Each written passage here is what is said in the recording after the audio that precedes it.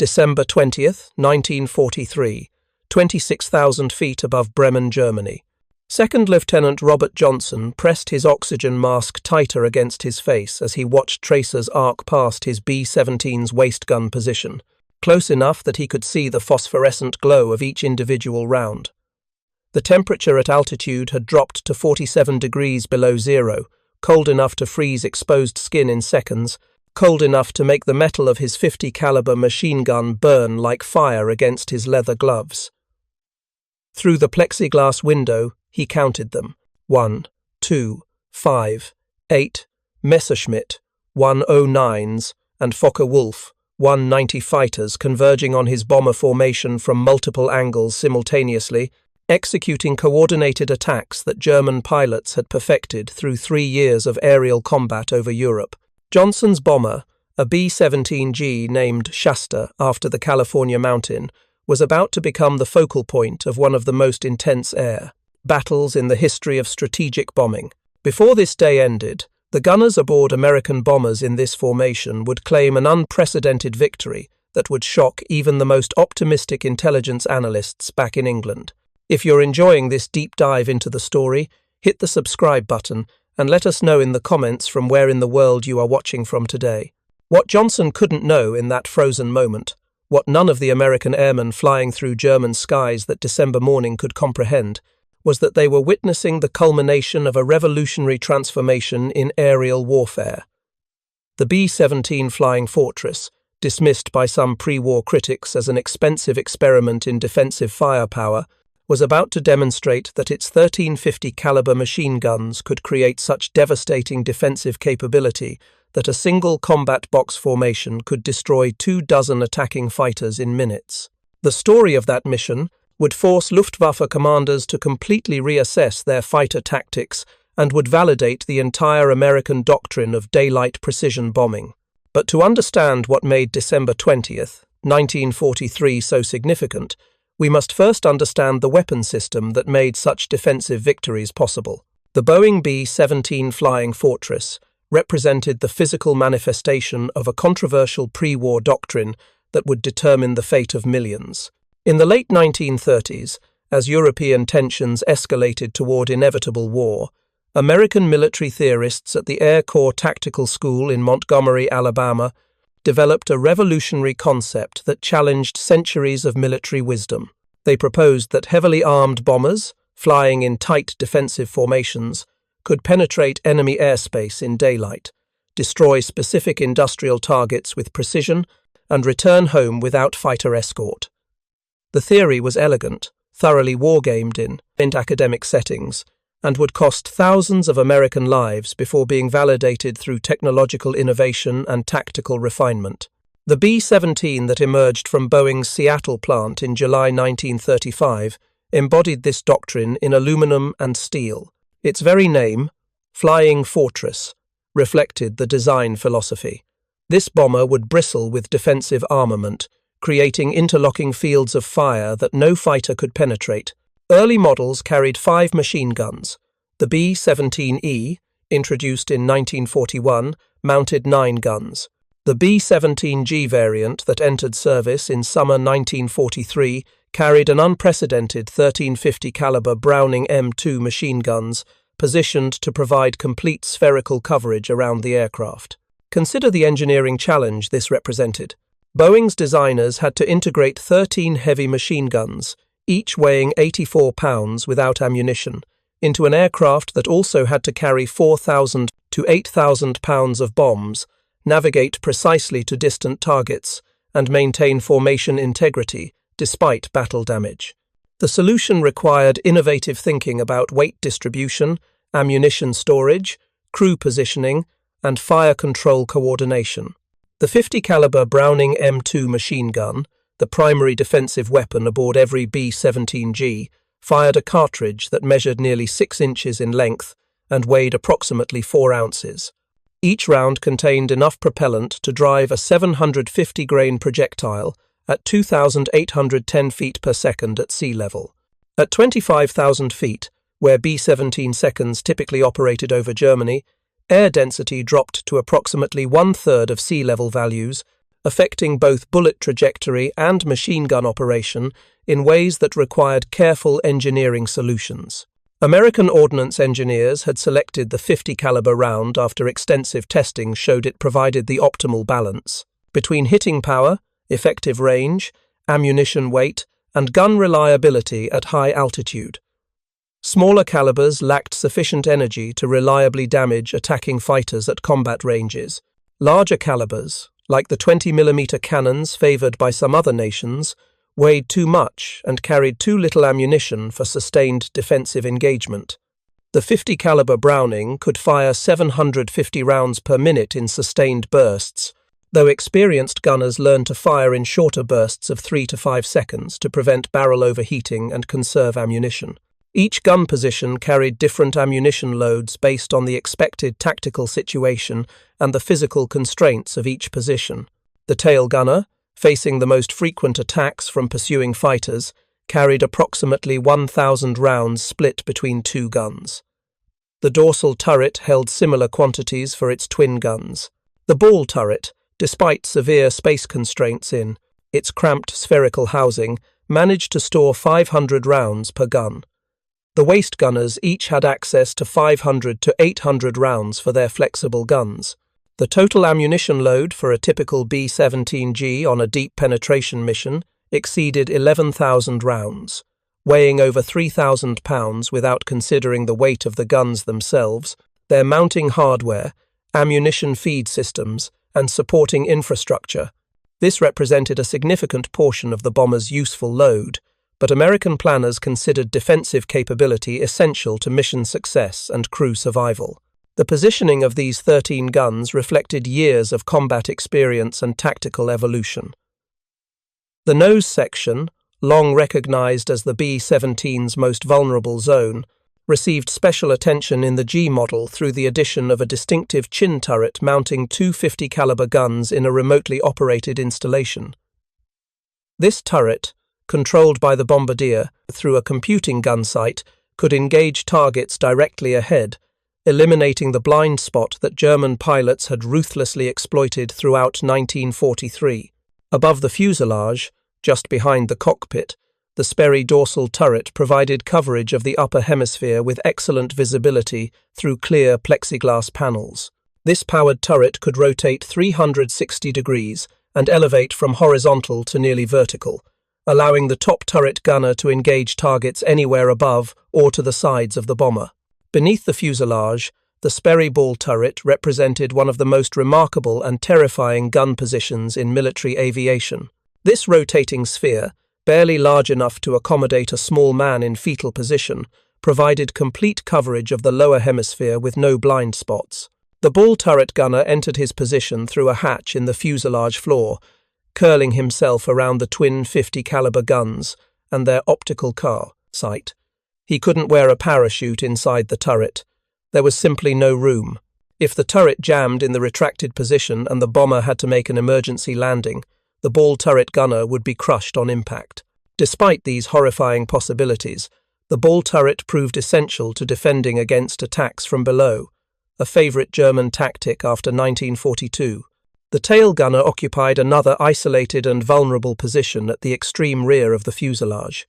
Enclosed in a powered Cheyenne turret with excellent visibility through clear plexiglass, the tail gunner commanded the best field of fire directly astern, where German fighters often concentrated their attacks.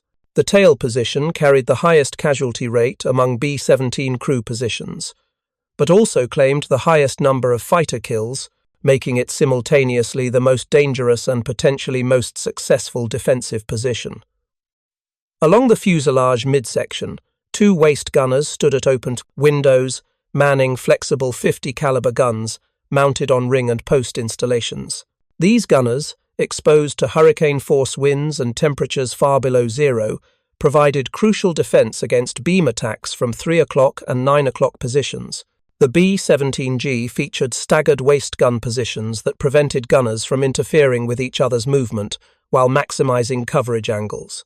Additional flexible guns in the nose, operated by the bombardier and navigator when not performing their primary duties, provided forward-firing capability to supplement the chin turret. This complete coverage meant that attacking German fighters faced defensive fire regardless of their approach angle, fundamentally altering the tactical calculus of fighter attacks on bomber formations. But individual aircraft defensive firepower, impressive as it was, represented only part of the B-17's defensive capability. The true innovation lay in the formation tactics developed through painful combat experience over Germany between 1942 and 1943. Colonel Curtis LeMay, who would later become famous for his ruthless efficiency in commanding the strategic bombing campaign against Japan, pioneered the combat box formation that transformed individual bombers into mutually supporting weapons platforms. The combat box, refined through trial and error over dozens of missions, positioned bombers in tight three-dimensional arrays where each aircraft's guns could support its neighbors.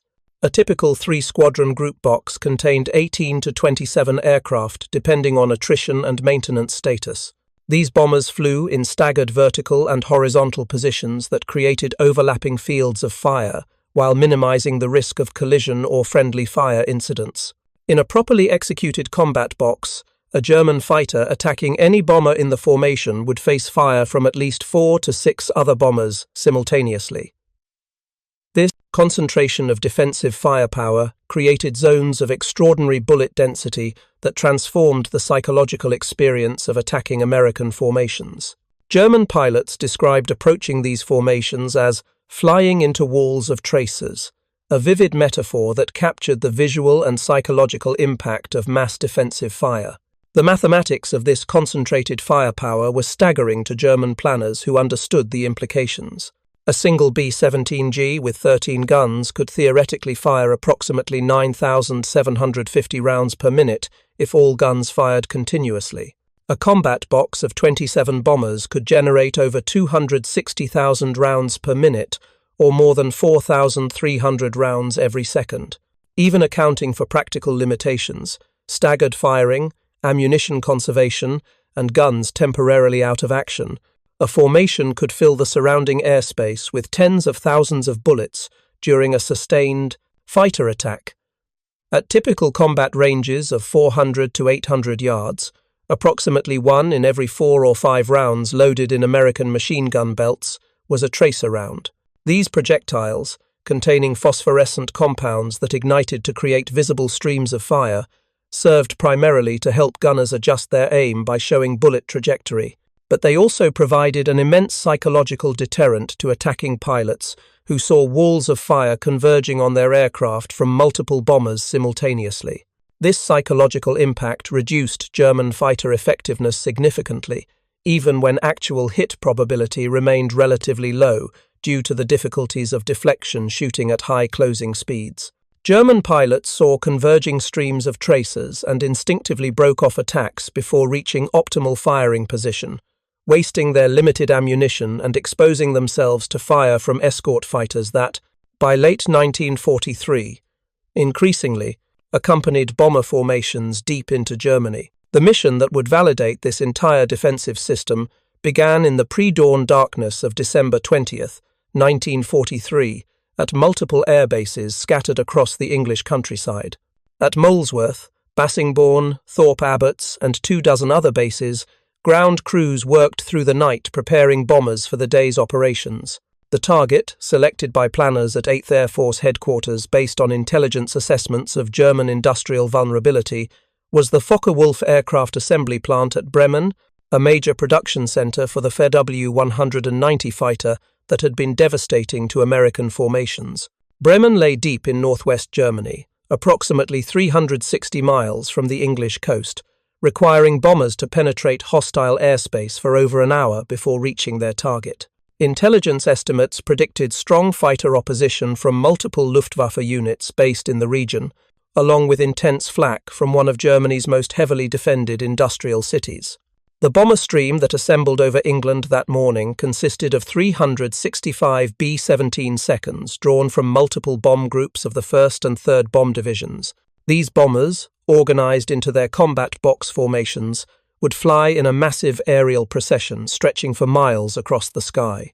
The sheer scale of such operations represented American industrial capacity made visible. Germany had never mounted bomber raids approaching this magnitude, lacking both the industrial capacity to build such quantities of heavy bombers and the tactical doctrine to employ them effectively. Second Lieutenant Robert Johnson, the waist gunner whose perspective opened this story, flew aboard Shasta, a B-17G assigned to the 308th Bomb Group based at Chelveston. Johnson, 22 years old, had completed 8 previous missions over Germany, enough to understand the dangers but not enough to develop the fatalistic acceptance that characterized veterans nearing completion of their 25 mission tours. His pilot, First Lieutenant Charles Brown, 24 years old from Western West Virginia, had graduated from flight training just 7 months earlier. His co-pilot, Second Lieutenant Spencer Luke, 23, hailed from Redlands, California, and had logged fewer than 200 hours in B-17 seconds before arriving in England. This inexperience was typical of American combat crews in late 1943. The expansion of the 8th Air Force had been so rapid that training programs struggled to provide adequate preparation before sending crews into combat. The bombardier, Second Lieutenant Samuel Blackford, carried responsibility for the precision bombing that justified the entire daylight strategic bombing doctrine. The Norden bomb sight, mounted in the nose, represented one of America's most closely guarded secrets, a sophisticated analog computer that could calculate the precise release point needed to place bombs on target from 25,000 feet.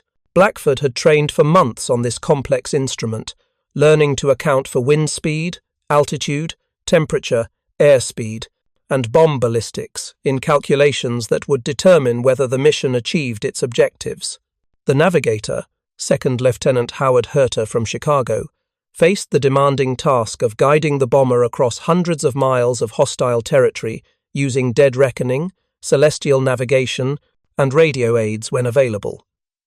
A navigation error of just a few degrees could cause the entire formation to miss its target or wander into areas of concentrated German defences. The engineer and top turret gunner, Technical Sergeant William Hosfeld, combined mechanical expertise with defensive firepower. His dual responsibilities meant monitoring 4 Wright Cyclone engines for signs of trouble, while simultaneously manning the dorsal turret during fighter attacks. This split attention created enormous stress, as engine problems often developed during combat when his focus was divided between mechanical systems and defensive gunnery. Technical Sergeant Alex Yelesanko occupied the ball turret, that cramped sphere suspended beneath the fuselage. Born in Pennsylvania to Ukrainian immigrants, Yelesanko had worked in steel mills before the war, developing the compact physique and physical toughness that made him suitable for the ball turret position. He would later credit his survival during the mission to split-second decisions made while hanging inverted beneath the bomber, with nothing between him and the ground but plexiglass and 26,000 feet of empty air. The tail gunner, Staff Sergeant Hugh Eckenrode from rural Ohio, had hunted since childhood and possessed natural shooting ability that made him exceptionally effective in his isolated position. His 250 caliber guns would account for a disproportionate number of fighter kills during the coming battle, validating the tail position's reputation as the most productive defensive station aboard a B-17. Staff Sergeant Robert Schmidt and Staff Sergeant Bertrand Coulter, the waist gunners, came from contrasting backgrounds. Schmidt had been an accountant in civilian life, precise and methodical. Coulter had worked in construction, physical and instinctive. Both men stood at open windows in the fuselage, exposed to winds that could reach 150 miles per hour and temperatures that averaged 40 to 50 degrees below zero at combat altitude. The radio operator, Technical Sergeant Kenneth Bragg Jr., monitored communications while managing the bomber's radio equipment and serving as auxiliary gunner when needed. His position in the radio compartment, just behind the bomb bay, placed him in one of the most vulnerable locations in the aircraft. A direct hit to the bomb bay would obliterate everything in the vicinity, and Bragg's survival would depend entirely on whether German shells struck forward or aft of his position. These 10 men, their average age barely 23, represented a cross-section of American society. They came from farms and factories, small towns and cities, wealthy families and poor ones. Some had completed college, others had barely finished high school. What united them was their willingness to fly into the most dangerous airspace on Earth, day after day, until they completed their 25 mission tours or died trying. The statistics they faced were brutally clear to anyone who studied them. In late 1943, before the introduction of long-range fighter escorts that would arrive in early 1944, the probability of completing a 25-mission tour without being killed, wounded, or captured stood at approximately 25%. 3 out of every 4 men who began flying combat missions would not survive to complete their tours. These young Americans understood these odds, yet they climbed aboard their bombers each morning and flew into German skies. The takeoff sequence began at 07:30 hours as bomber engines roared to life across the English countryside. The sound of nearly 1,500 Wright Cyclone engines at full power created a thunder that could be heard for miles. Each B-17 carried 12,000 pounds of bombs in its internal bay, along with that 3,000 pounds of ammunition, 2,800 gallons of fuel, and 10 crew members with their equipment. The total takeoff weight approached 65,000 pounds, requiring every foot of the available runway to become airborne. Shasta lifted off at 08:05 hours, one bomber in a stream of hundreds climbing into the grey December sky over England. The formation assembly process required nearly an hour, as individual bombers circled designated radio beacons, gradually forming into 3-plane elements, 9-plane squadrons, and finally, complete group combat boxes. Timing was critical. Every minute spent assembling over England meant 1 more minute of fuel consumed, reducing the margin of safety for the return journey. By 09:15 hours, the massive bomber stream had formed and turned eastward toward the European coast. Fighter escorts, Republic P-47 Thunderbolts from the 56th Fighter Group, joined the formation to provide protection during the vulnerable climb to altitude and the initial penetration of German airspace. But the P-47 seconds, despite being excellent aircraft, lacked the range to accompany bombers all the way to Bremen and back. They would have to turn back somewhere over the German border, leaving the bombers to fight their way to the target and home alone. The bombers crossed the Dutch coast at 10:07 hours, climbing steadily toward their planned bombing altitude of 26,000 feet. Below them, German radar stations tracked the approaching formations, calculating size, altitude, speed, and probable targets. Within minutes, air raid sirens wailed across Bremen and surrounding cities as civilians rushed to shelters.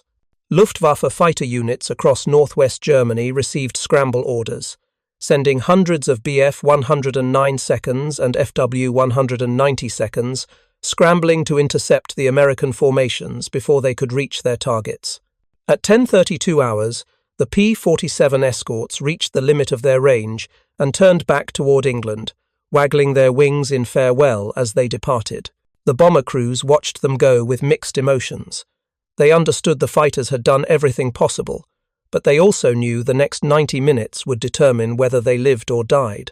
From this point forward, they would depend entirely on their own defensive firepower and formation integrity to survive.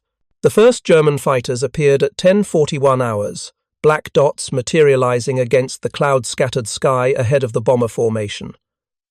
Second Lieutenant Johnson, at his waist gun position, felt his heart rate accelerate as he counted them. 8 fighters, initially, then 12, then 20, assembling for coordinated attacks that would test every aspect of the B-17's defensive capability.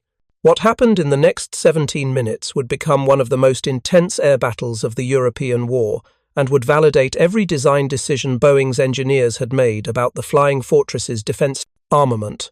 The bombers were about to prove that 1350 caliber machine guns, properly positioned and employed by determined gunners, could exact a terrible price from attacking fighters. The mathematics of defensive firepower that had seemed theoretical in peacetime planning sessions were about to be demonstrated in the frozen skies above Germany, with a clarity that would shock observers on both sides.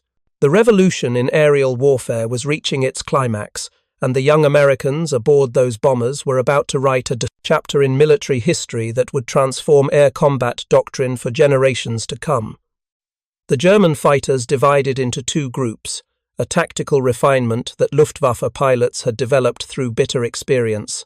Major Egon Meyer, one of the Luftwaffe's most innovative tacticians flying with Jagdgeschwader II, had pioneered the head-on attack doctrine in late 1942 after recognizing that most B-17 defensive firepower faced rearward or to the sides. Attacking from 12 o'clock high, diving slightly from above and ahead, allowed fighters to target the cockpit and forward fuselage where the pilots sat, then break away under the bomber before defensive guns could track them effectively. By December 1943, this tactic had become standard operating procedure for experienced Luftwaffe pilots, but the Americans had responded with the B-17G model and its distinctive chin turret, transforming the fortress's vulnerable nose into a bristling defensive position. The 12 Messerschmitt Bf 109 seconds that now positioned themselves ahead of the bomber formation were about to discover how dramatically the tactical equation had changed.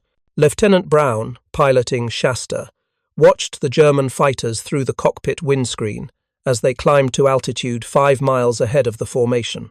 Their yellow-painted noses identified them as veterans from an experienced unit, pilots who had survived months or years of combat and knew how to press attacks home despite defensive fire. Brown's hands tightened on the control yoke as he called out over the intercom, "Fighters, 12 o'clock high. Prepare for frontal attack." Throughout the bomber, gunners tensed at their positions. In the nose, Second Lieutenant Blackford abandoned his work with the Norden bomb sight and gripped the handles of the flexible cheek gun mounted in the plexiglass nose glazing.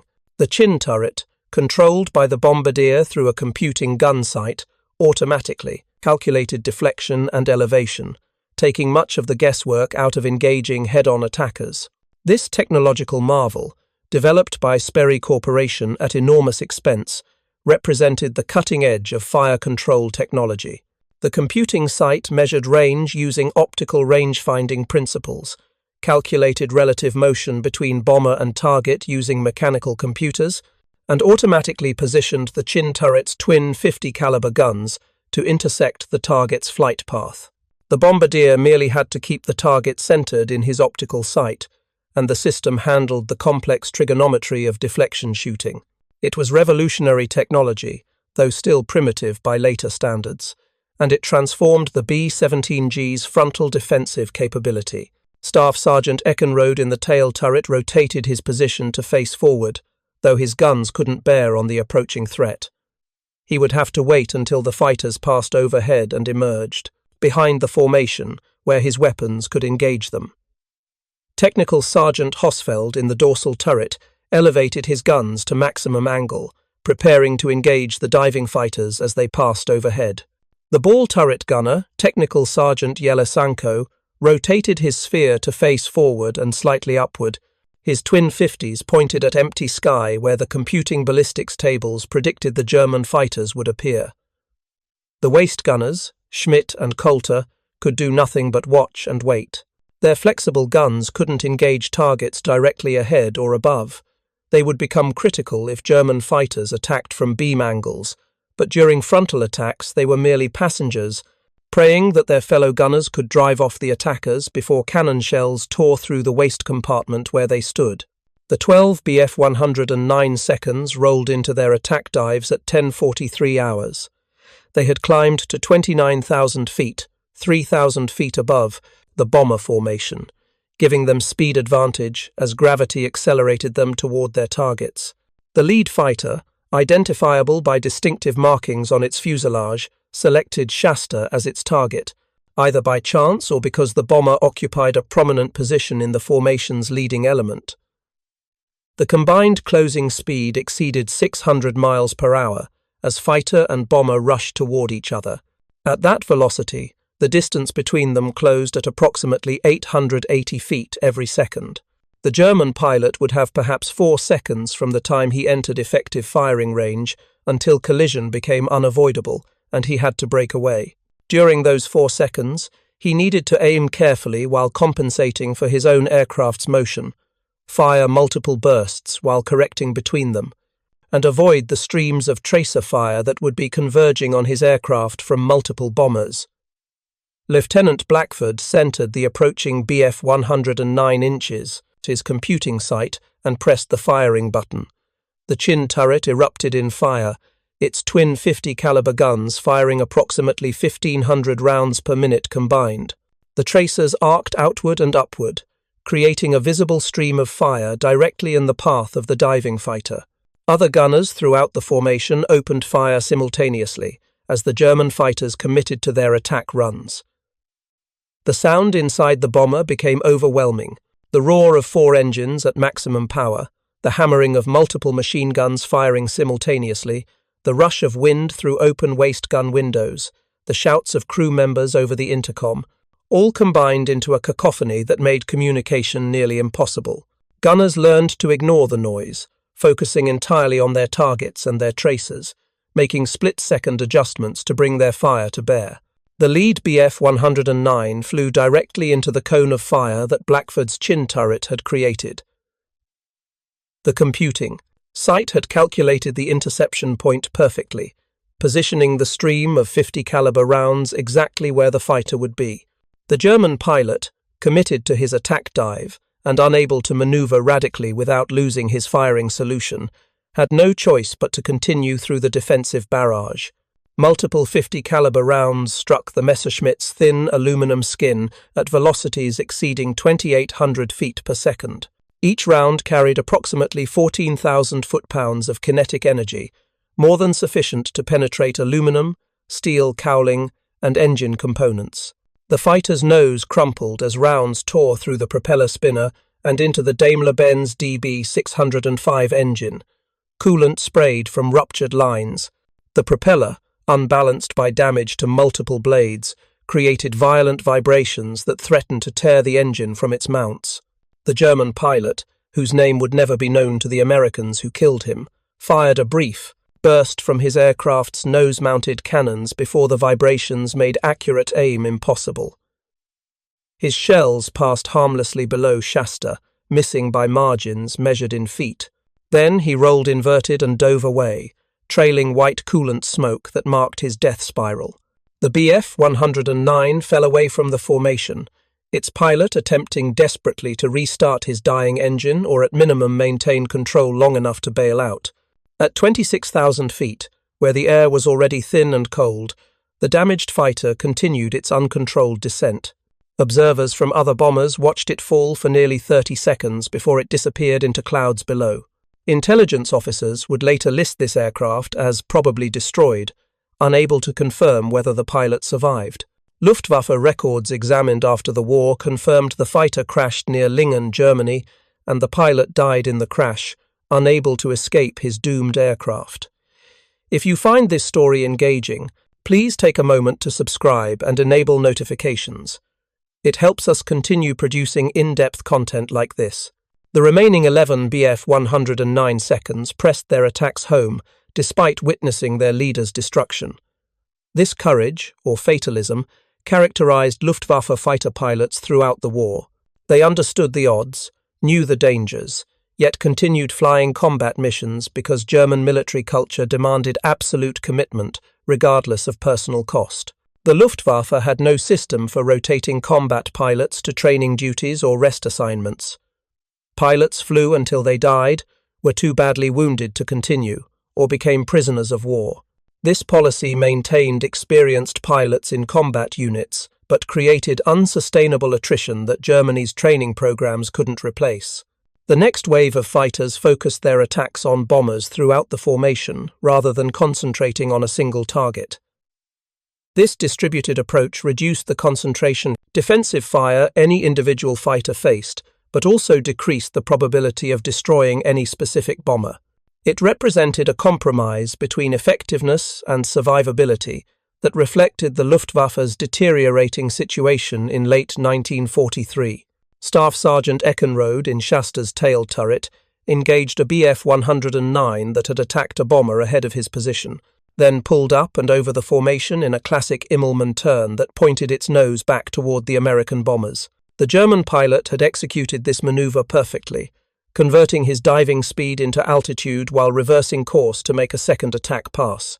But the maneuver left him hanging nearly motionless at the top of his loop, presenting a relatively stationary target to any gunner who could bring guns to bear. Eckenrode, who had hunted deer and rabbits in Ohio since childhood, understood lead angles instinctively. He tracked the fighter through his sight, calculating deflection based on years of experience shooting moving targets. When the German pilot rolled out of his Immelmann turn and pointed his nose back toward the bombers, Eckenrode fired a sustained burst of approximately 60 rounds, walking his tracers across the empty air where the fighter would be. The Bf-109 flew directly into this stream of fire. Multiple rounds struck the aircraft's thin-skinned fuselage and wings. One .50 caliber round penetrated the cockpit canopy, shattering plexiglass and possibly wounding or killing the pilot. The fighter's nose dropped abruptly, and it entered a steep dive that didn't deviate or flatten.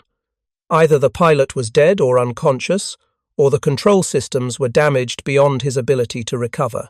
The Messerschmitt fell away from the formation in an uncontrolled dive, eventually disappearing into the clouds below at an angle suggesting terminal velocity. Technical Sergeant Hosfeld in the dorsal turret engaged two fighters simultaneously as they broke away from their frontal attacks and passed overhead. His powered turret could track targets at angular velocities that flexible guns couldn't match, allowing him to maintain fire on fast-moving targets as they crossed his field of view. He fired at the first fighter as it passed overhead, then immediately swung his turret to engage the second fighter trailing several hundred feet behind. The turret's hydraulic drives, powered by engine-driven pumps, moved smoothly despite the extreme cold that could cause hydraulic fluid to thicken and slow response. Sperry Corporation, which manufactured these turrets, had spent years developing hydraulic systems that would function reliably at temperatures reaching 50 degrees below zero. This engineering investment paid dividends in combat, where equipment reliability often determined survival. Hosfeld's tracers converged on the second Bf-109 as it passed overhead at a combined closure rate exceeding 400 miles per hour. Several rounds struck the fighter's tail surfaces, tearing holes in the thin aluminum skin and possibly damaging control cables or hydraulic lines. The German pilot immediately rolled into a steep diving turn, breaking away from the formation and heading for lower altitude where his damaged aircraft might be easier to control. Luftwaffe doctrine emphasized damaged fighters breaking off combat immediately and returning to base for repair. Unlike American bomber crews who often nursed damaged aircraft hundreds of miles back to England, German fighters typically operated within 50 to 100 miles of their home bases. A damaged fighter could usually reach friendly territory before running out of fuel or suffering catastrophic failure. This proximity to home bases gave German fighters significant advantages in combat over their own territory. The dorsal turret engagement lasted approximately 3 seconds from first detection to target disappearing from view. During those 3 seconds, Hosfeld fired approximately 80 rounds total between both targets, achieving hits on one fighter while forcing the other to maneuver defensively. This exchange typified aerial combat in late 1943, brief, violent encounters measured in seconds, where success often depended on split-second decisions and fractional advantages in position or timing. The ball turret gunner, Technical Sergeant Yelesanko, rotated his sphere to track a Bf-109 that had attacked from slightly below the formation's altitude, approaching from the classic 6 o'clock low position that German pilots favored when attacking bomber formations. This angle of approach theoretically avoided the heaviest defensive fire while allowing the fighter to attack the bomber's vulnerable belly. But the ball turret, that engineering marvel suspended beneath the B-17's fuselage, existed specifically to eliminate this vulnerability. Yelesanko, curled in his cramped sphere with his knees drawn up to his chest and his feet in the stirrups that controlled the turret's rotation and elevation, tracked the approaching fighter through his optical sight. The computing sight in the ball turret was less sophisticated than the bombardier's chin turret system, requiring the gunner to estimate range and deflection based on training and experience. But Yelesanko had flown 8 previous missions and had developed an intuitive feel for the geometry of deflection shooting. He opened fire at approximately 600 yards, longer range than doctrine recommended but calculated to force the German pilot into evasive maneuvers that would spoil his attack. The stream of tracers reached out toward the approaching Bf-109, missing initially but walking closer, as Yelisanko refined his aim. The German pilot, watching the tracers converge on his aircraft, broke off his attack before reaching optimal firing position and dove away beneath the formation. This represented a tactical victory for the defensive gunner, even though no damage was inflicted on the attacking fighter. The German pilot had been forced to abandon his attack without firing, wasting his approach and his positioning advantage. He would need to climb back to altitude and make another approach, consuming precious fuel and exposing himself to further defensive fire. More importantly, from the formation's perspective, that particular bomber had survived an attack that might have destroyed it had the gunner not forced the fighter to break away early. The psychological dimension of aerial combat manifested clearly in these encounters. German pilots attacking American bomber formations had to overcome tremendous psychological pressure to press their attacks home. They watched multiple streams of tracers converging on their aircraft from different bombers simultaneously. They saw other fighters around them destroyed or damaged by defensive fire. They knew their thin-skinned fighters couldn't absorb much battle damage before becoming uncontrollable. The natural human instinct for self-preservation screamed at them to break off attacks and escape before defensive fire found them. Only the most experienced and determined pilots could consistently overcome this psychological barrier and press attacks to point-blank range, where their cannons and machine guns became truly effective. The Luftwaffe's best aces, men like Egon Meyer and Heinrich Baer, developed the mental discipline to ignore defensive fire and focus entirely on their targets. But most pilots, particularly newer ones without extensive combat experience, broke off their attacks prematurely when defensive fire became too intense. American defensive tactics exploited this psychological vulnerability through the deliberate use of massed tracer fire. The standard loading for 50 caliber belts included one tracer round for every 4 or 5 ball ammunition rounds. This high proportion of tracers served tactical purposes beyond simply showing bullet trajectory for aim correction. The visible streams of fire created psychological impact far exceeding their actual lethality, convincing German pilots they faced heavier defensive fire than actually existed. As the initial wave of Bf-109 seconds broke away from their frontal attacks, having destroyed no bombers and lost at least 2 of their own fighters, the second group of German fighters attacked from different angles. 8 Focke-Wulfs full 190 seconds approached from the bomber formation's right side, positioning themselves for beam attacks from 3 o'clock high.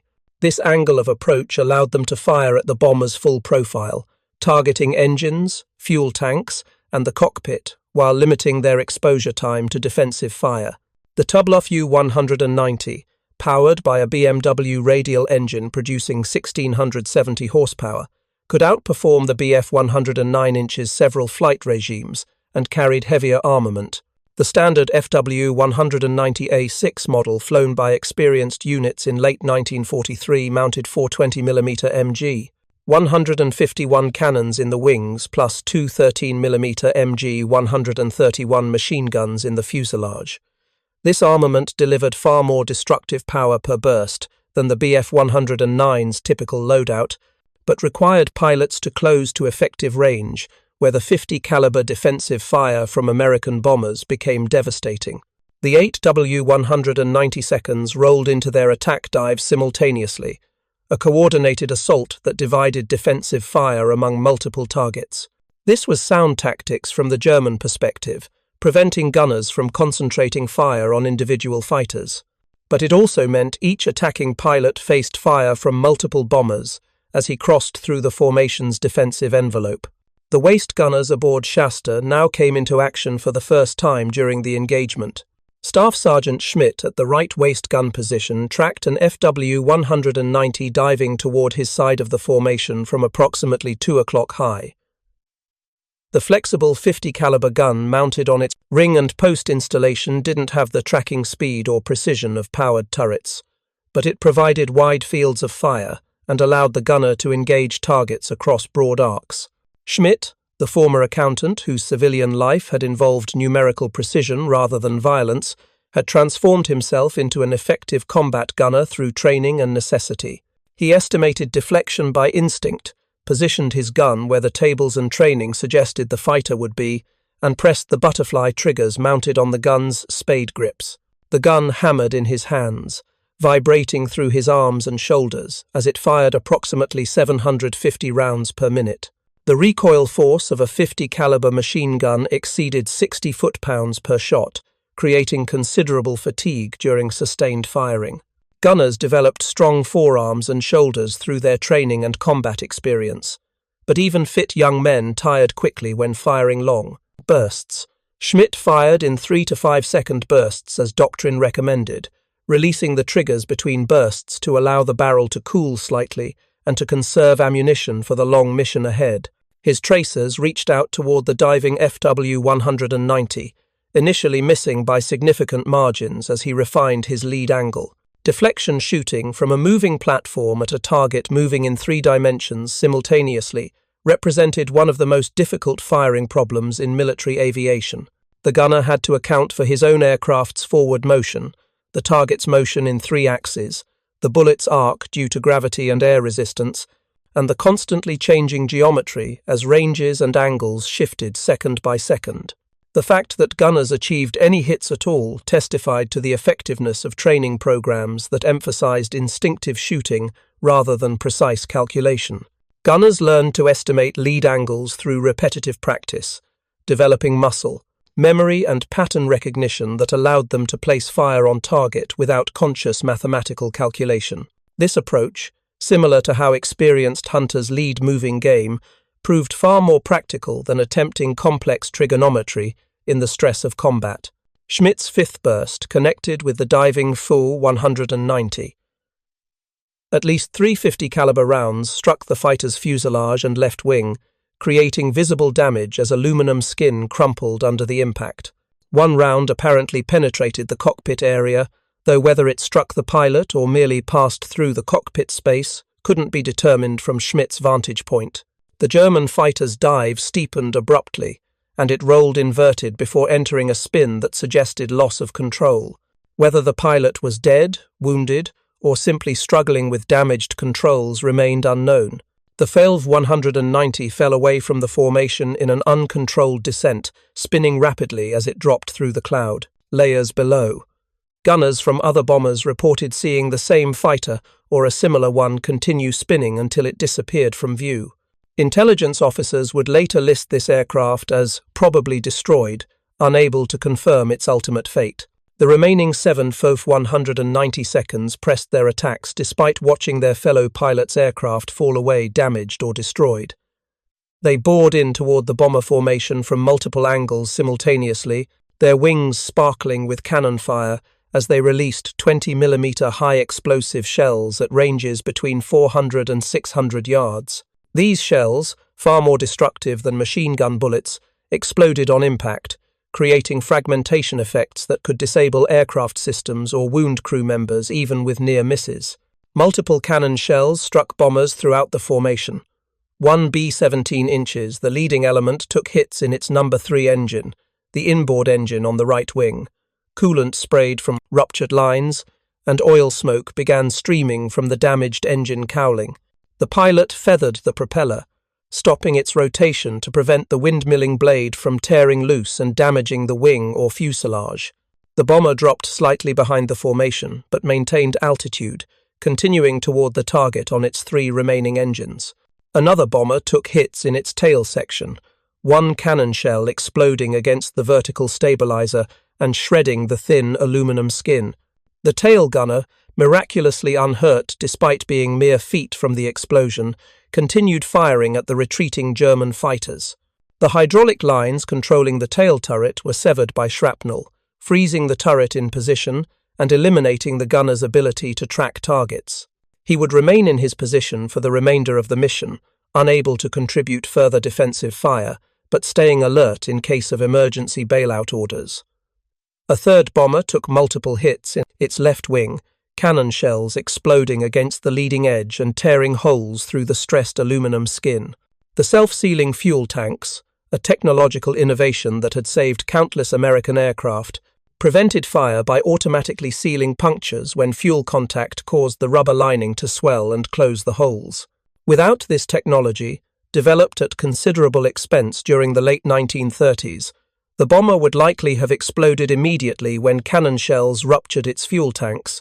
The WWII broke away from their attacks after approximately 10 seconds of sustained firing, diving below and away from the formation to escape the concentrated defensive fire, now converging on them from multiple bombers.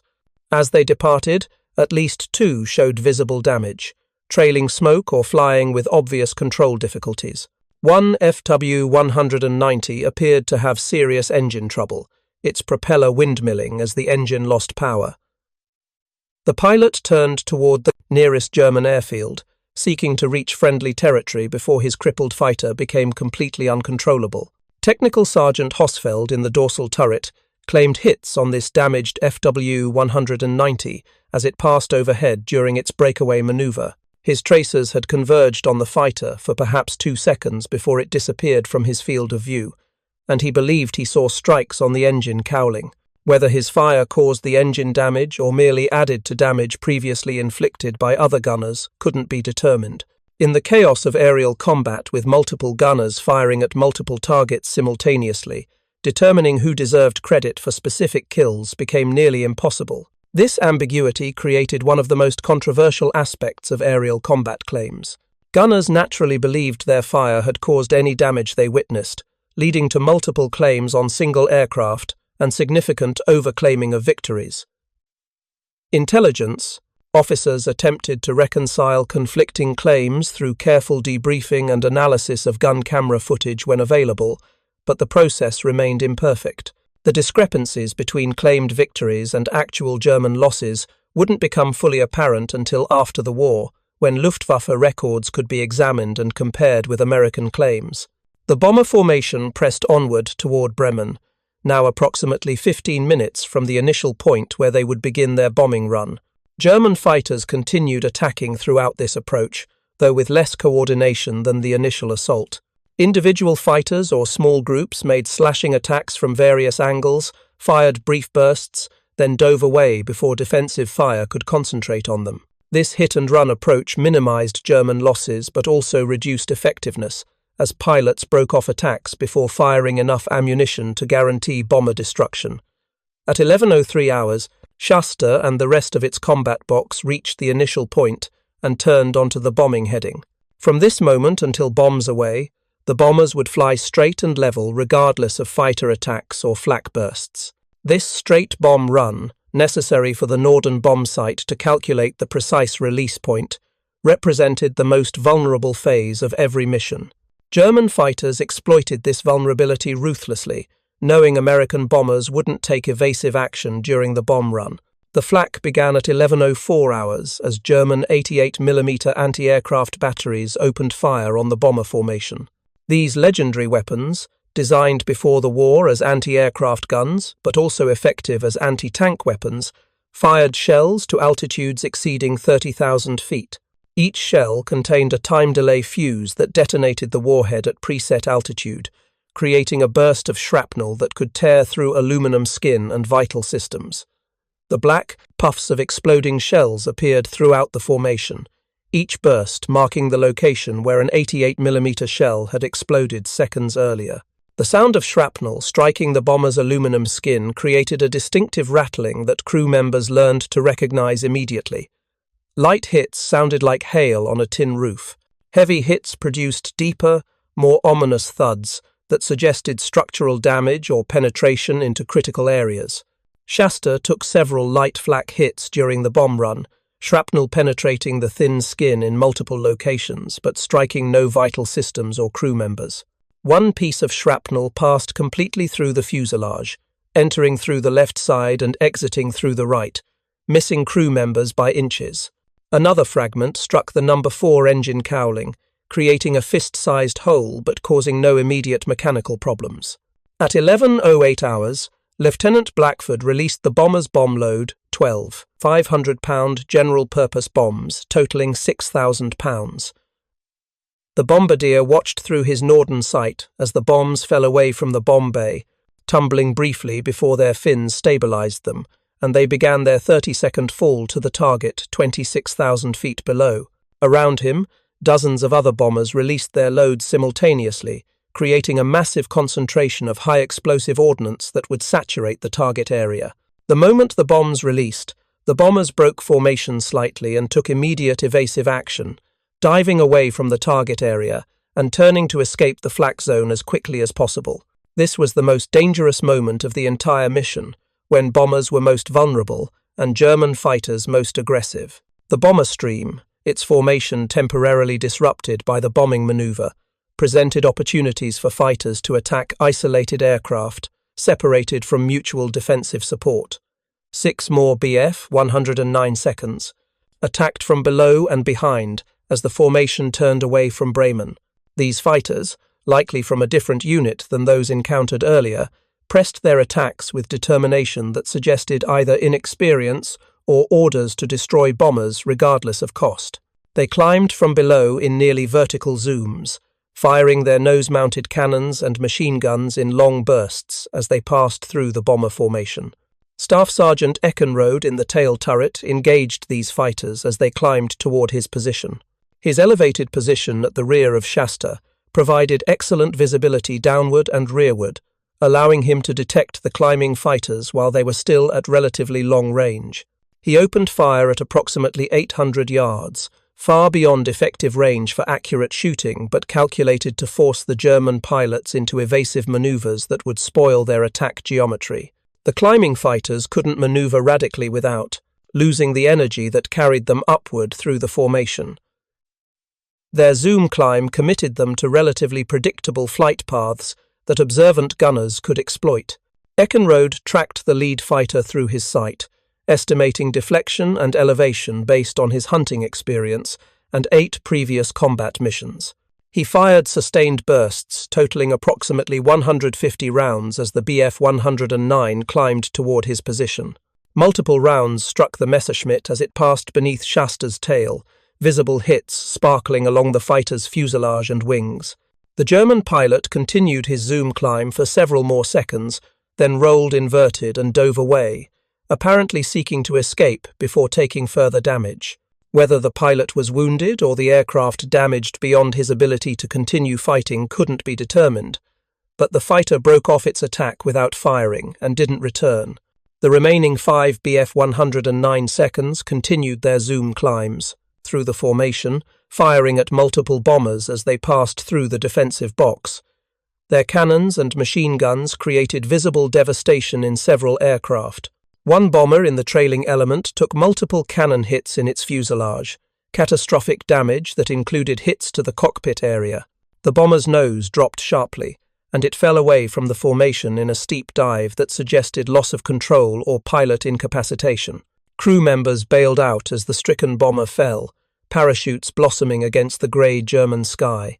Gunners from other bombers counted 6 parachutes, suggesting 4 crew members had perished in the initial hits or were unable to escape the falling aircraft. These 6 survivors would become prisoners of war, spending the remainder of the war in German POW camps if they survived the dangerous descent through German airspace, where some civilians and military personnel shot at parachuting airmen, despite this being a war crime under Geneva Convention protocols. Another bomber took hits that severed control cables in its tail section, giving the pilots only partial control over the aircraft. The pilot discovered he could maintain level flight through careful use of trim tabs and asymmetric engine power, but any attempt at coordinated turns or altitude changes resulted in dangerous instability. This bomber would face a harrowing return flight to England, the pilots fighting their crippled aircraft every mile of the 360-mile journey. The German fighters, having expended their ammunition and seeing several of their number fall to defensive fire, broke away from the formation and dove for lower altitude. The engagement had lasted approximately 17 minutes from first contact to the final German fighters departing. In that brief period, the bombers had faced coordinated attacks by over 30 German fighters approaching from multiple angles simultaneously. The gunners aboard Shasta and other bombers in the formation now had opportunity to assess the results of the engagement while maintaining vigilance for further attacks. The intercom came alive with excited voices as gunners reported their observations and claimed victories over German fighters they believed they had destroyed. Lieutenant Brown, the pilot, called for damage reports from each crew position, assessing Shasta's condition, and determining whether the bomber could maintain formation for the return flight. The damage assessment revealed remarkable fortune. Despite multiple near misses from flak and at least 3 confirmed cannon shell strikes on the fuselage, no crew members had been wounded and no critical systems damaged. The engines ran smoothly, control surfaces responded normally, and fuel tanks showed no signs of leakage despite several shrapnel holes in the wings. The bomber had survived an intense engagement that had destroyed or damaged multiple aircraft in the formation. But the mission was far from over. The formation still faced 360 miles of hostile airspace before reaching the relative safety of the English coast.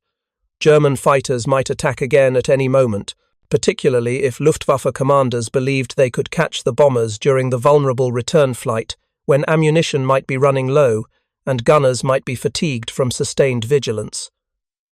Thank you for watching. For more detailed historical breakdowns, check out the other videos on your screen now, and don't forget to subscribe.